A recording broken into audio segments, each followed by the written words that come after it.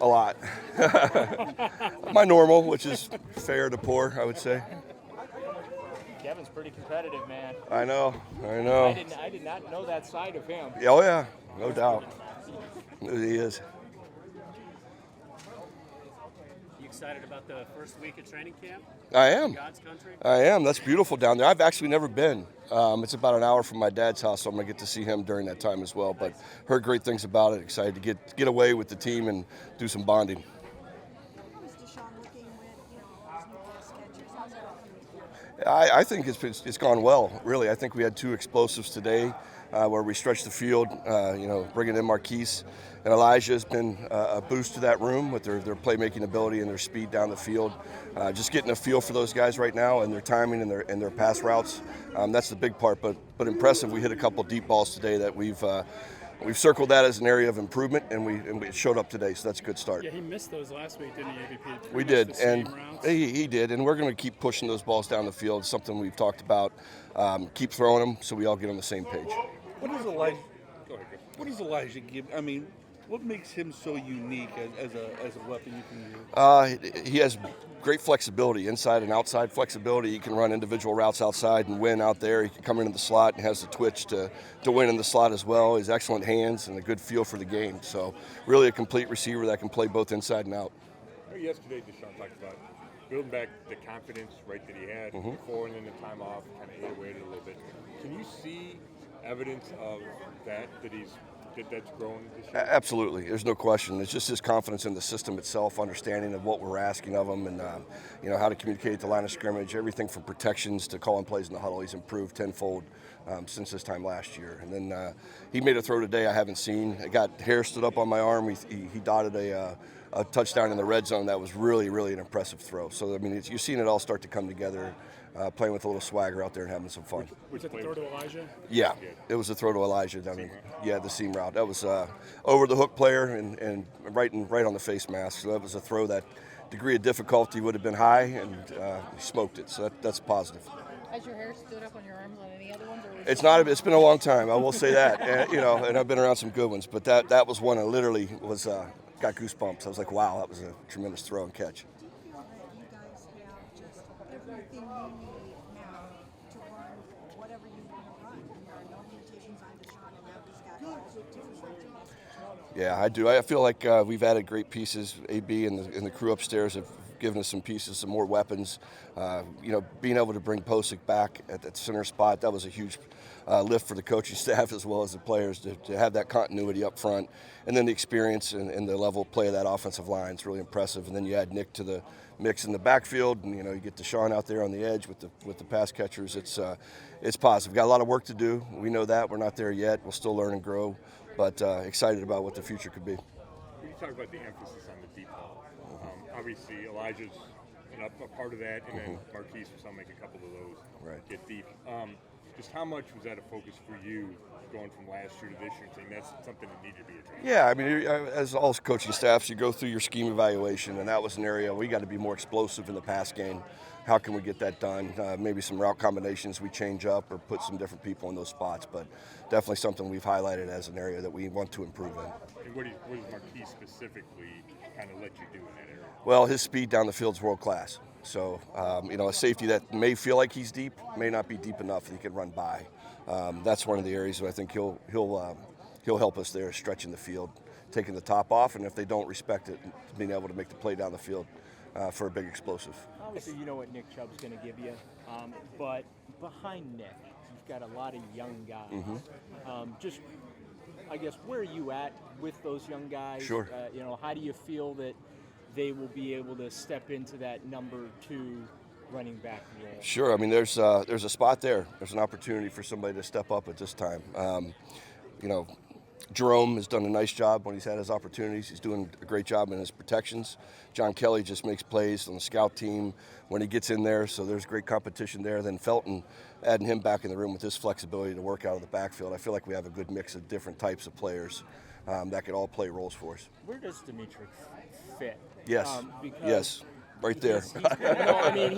He's yeah. First couple of years he spent most of his time with the receivers. Right. So I guess I'm just wondering, how does he fit into the mix with a crowded receiver room and a Right. crowded young running back room? Well, it's an opportunity for him to expand as a player. Really, I mean, we know what he can do at receiver, and he's good in that role as well, and has had success for us.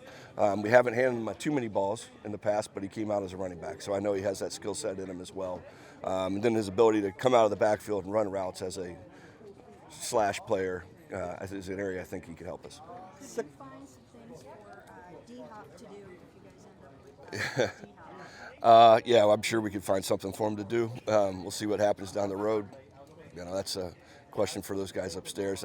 Again, can't tell you how happy I am with what they've already added to us. So Has Deshaun been in your ear about it, though? Hey, can you? he's talking to the wrong guy if he's talking to me about it.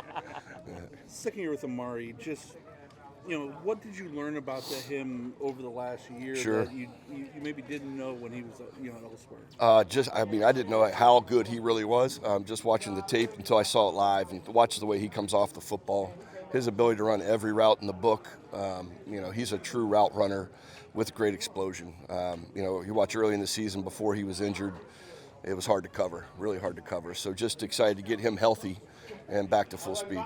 A lot of guys that would have tapped out with that kind of injury. Absolutely. What does that say about him? That's just toughness. It's a culture of this place. Everybody just works. We're here for each other. The players believe in each other and don't want to let each other down. And him playing through injury and grimacing, running down the field on touchdown receptions, that's something to see. It means a lot to the players in that locker room.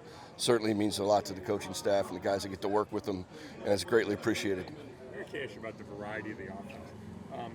Given that you have Deshaun now for a full season, how different do you think it'll look, whether it's schematically or even philosophically, Sure. just when you have a quarterback like that?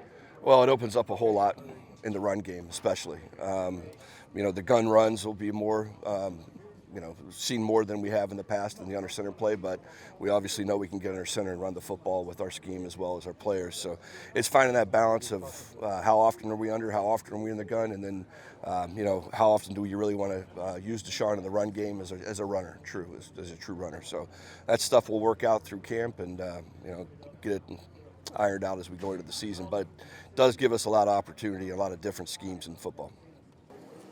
Bubba, what was that transition like? I mean, we talked to you when you first got here, but it's like be out on the field here in a new spot, coming from a former player. Like, what's that like to run a practice as a former player? It's been a great experience to this point to be back on the field that I played on. Great group to work with. Everyone has been very welcoming with open arms in every department, staff, coaching staff. The players have been receptive to everything we're trying to do to this point, and excited about moving forward. Kevin was telling us that they'll show some old clips of you sometimes playing. How do players react to that when they see, especially with that hair? Yeah, I mean, here and there I'll show some stuff, and it's good to kind of revert back to, how the game used to be played and the number of changes that have gone on, especially with the kickoff, as I'm sure I'm going to hear some questions on. So, yeah, it's been good.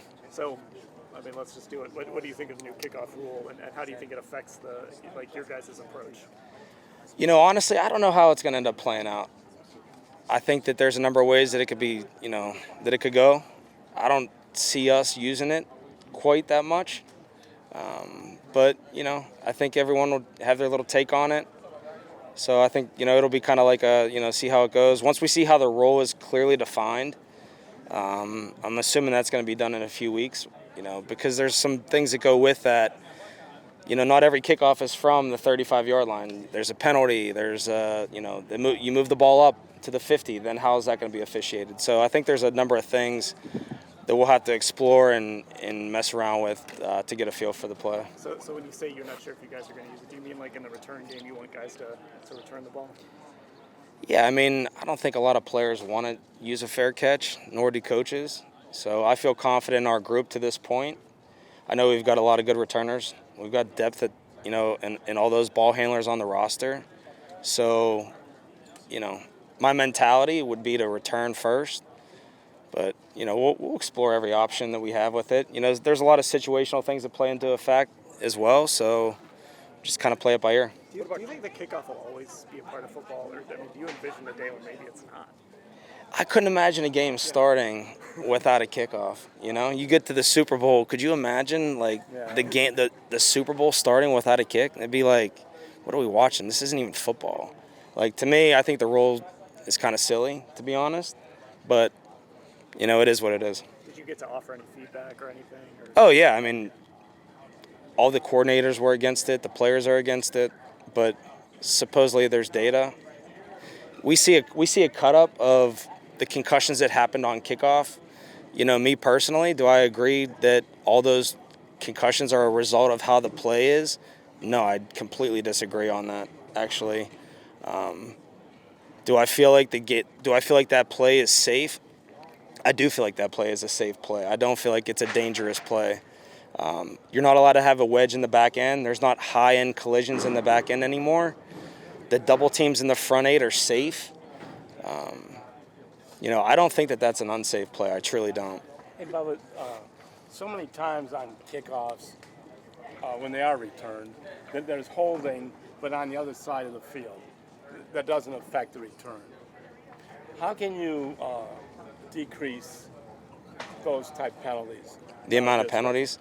Honestly, I think that, you know, penalties are, to me, a lot of penalties in the kicking game are a result of decision-making and poor technique. So if you have better footwork, better technique in your drop, good drop angles for the return, and then you're obviously enforcing to your players how the game needs to be played and how the game is being officiated, I think you'll have a better understanding and have a better feel for how the game needs to be played, and there's, in turn, hopefully less penalties, I would say.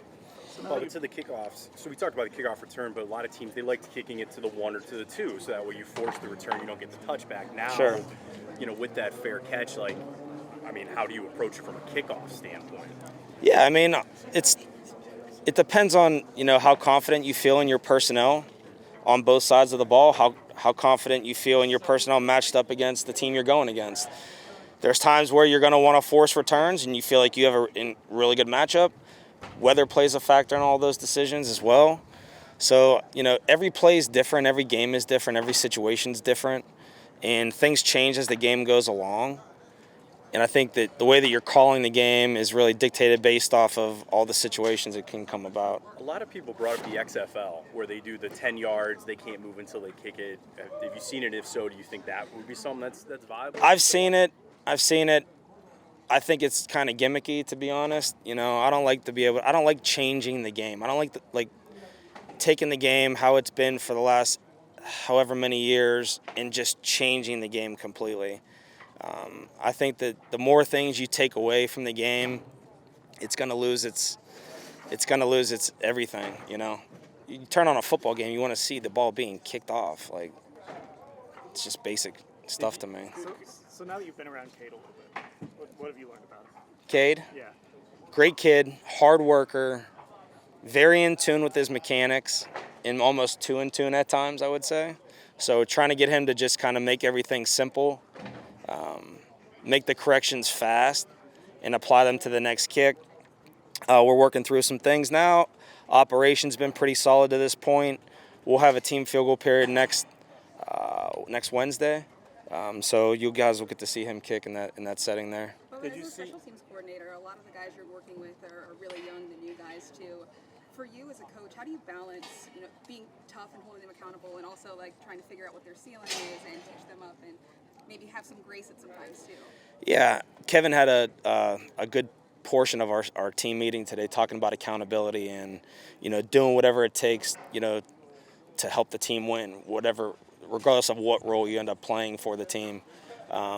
So I think it's really getting those young players to buy into that accountability factor and really do whatever it takes to win. When you were watching Cade last year, say that again. I assume that you watched film of yes. kicking last year. Did you see that he was thinking too much, or I don't know if that's the right way to phrase it, but could you see, because he only made 75% of his kicks, did you see something that caused that? Yeah, I mean, here's the thing. I would say this. So every player, every season, every situation is different, especially for a rookie. You know, you come into, and you're not kicking in an easy environment. You know, the crowd, obviously, the weather conditions. just being at a different level overall. I think that a lot of things factor into it. I think he's done a good job, and he's learned from a lot of his mishaps from last year and where he needs to be corrected on. So I think that having that understanding, yeah, obviously you see some things on film that you want to be able to correct, and I think that's what we're trying to do right now.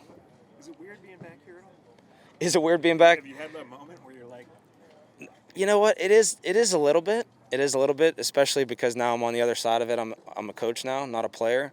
But like I said, there's a lot of familiar faces, a lot of like Murph with the media, Brad Mellon in equipment, Joe Sheehan, Gordon, all those guys. Obviously, Mr. Haslam had purchased the team in my last season here, so had some familiarity with him and had actually talked to him a little bit, as we had played them when I was in New England and when I was in Indy, like pregame and things like that. So, no, it's exciting to be back. It does feel a little funny at times, just because I've been other places since I've been here. Really, 3 other places, because I played in San Fran, then coached in New England, and obviously coached in Indy the last 5 years. So, but no, I'm excited for the opportunity for sure. could this kickoff thing go as far as like determining guys 52 and 53 making or not making the roster? There aren't that many. I mean, the special teams are those are the guys that the back end of the roster. Those are the decisions every training camp. So I think, yeah, it would definitely play a factor into it. Are you saying specifically with the fair catch thing? Yeah. No, that's not gonna dictate how we build the roster from here on out. I wouldn't think. I can't imagine anything would change to this point. Do you miss the long hair? Do I miss the long hair? The reason I got rid of it, honestly, was because it was too hard to maintain as a coach. Not as much time and not as much free time. But I could still grow it out. I just I get a little impatient when it starts to get a little too long. That's how we remember you. Well, hopefully I can put some good memories in your head with the I'm short sure hair you too. will. I'm sure you will.